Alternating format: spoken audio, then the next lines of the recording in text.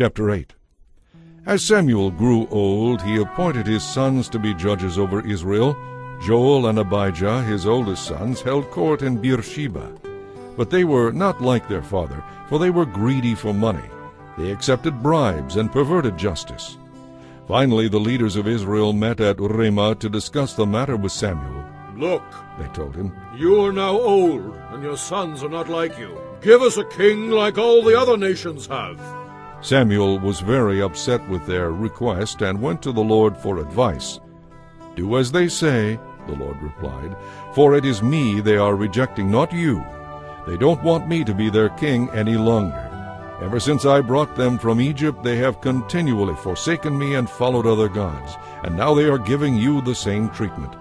Do as they ask, but solemnly warn them about how a king will treat them."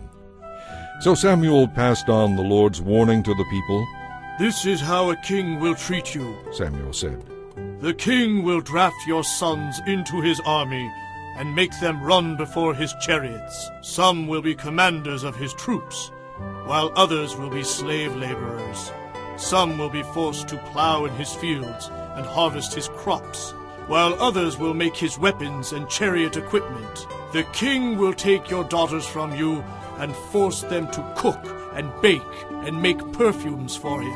He will take away the best of your fields and vineyards and olive groves and give them to his own servants. He will take 1/10 of your harvest and distribute it among his officers and attendants.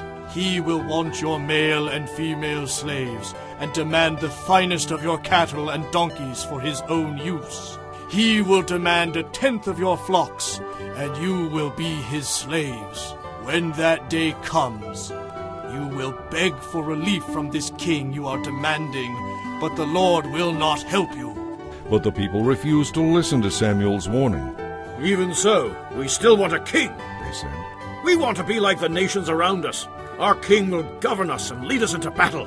So Samuel told the Lord what the people had said, and the Lord replied, "Do as they say, and give them a king." Then Samuel agreed and sent the people home.